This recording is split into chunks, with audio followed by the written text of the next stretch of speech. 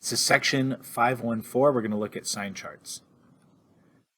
So in this lesson, we're going to create a polynomial and then create a sign chart from that information.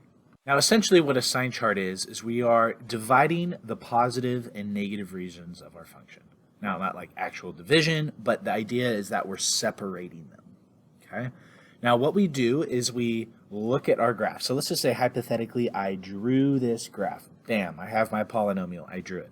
We can create a little number line, and then on that number line, we put the zeros.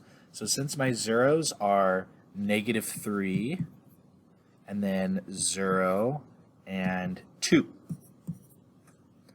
And then from there, what we do is we ask ourselves, okay, if we imagine, I'm going to do like little dotted lines here so it's easier.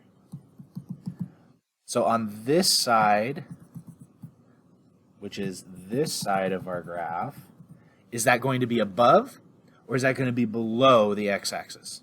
Well, it's below, right? It's down here. So we would say that it's negative.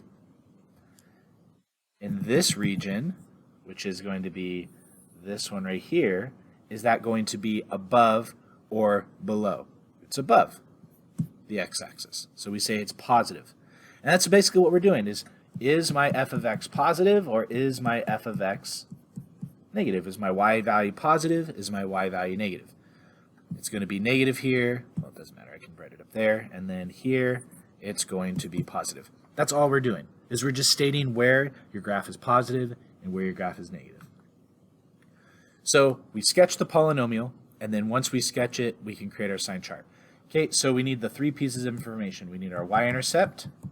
So if I plug in 0, that gives me -2 times 0 plus 5 is 5, so 5 squared. So 25 times -2 is -50. So there's my y-intercept.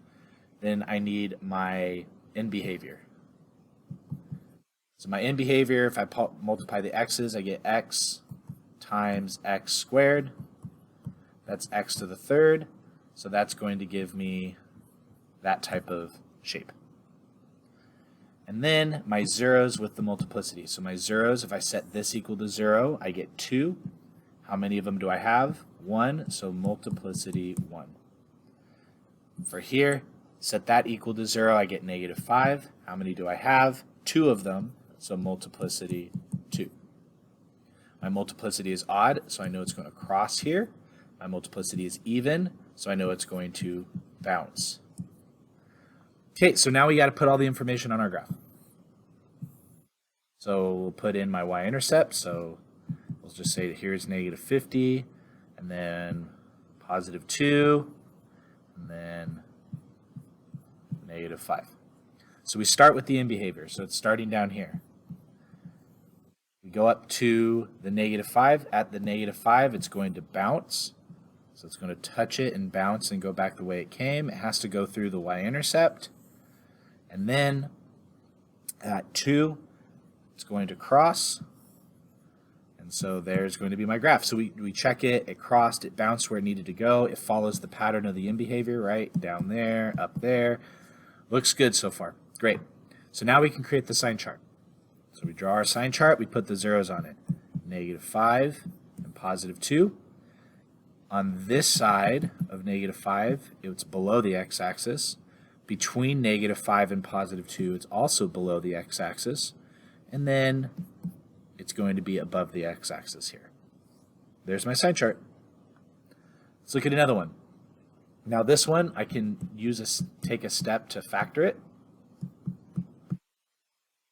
We're going to be looking at these to where we can factor them further. And so a times c, factors of a times c, 3 and -3. So my y-intercept. If I plug in 0 for x, 0 minus 0, my y-intercept is 0. My end behavior. I look at my leading term. X to the 4th power, that's going to be that. Then I look at my zeros with its multiplicity. So my zeros are going to be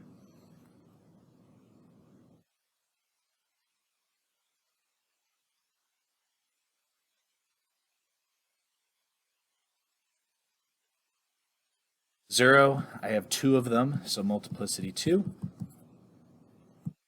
and set that equal to 0, I get negative 3 multiplicity 1. And then set that equal to 0, I get 3 multiplicity 1. So now I take all that information, put it on the graph. So 0, negative 3, positive 3. My end behavior, it starts up here and ends up there. And so my end behavior, it's going to touch here at negative 3, and it's going to cross because it's odd at 0, multiplicity 2, so it's going to bounce. Now I want to redraw this a little bit. There we go. Got to make it more curvy, can't be like sharp. And then it's going to cross because that's odd. Okay, so it follows my end behavior, bounces and crosses where it needs to go. That's my graph. So then my sign chart, negative 3, 0, positive 3. So over here, it's going to be positive. Here and here, it's below, so it's negative. And then here, it's going to be positive. Now go ahead and pause here so you can see the entire answer to this example. So what did we learn today? We talked about the sign chart of a polynomial, and all we're doing is just taking a look at where it's above and below the x-axis. And so what is a sign chart? It's that visual representation of what's above and below the x-axis with a polynomial. Now we can actually expand that to almost any function, but we're starting here with polynomials. This does conclude our lesson. If you have any other questions, please leave them in the comments.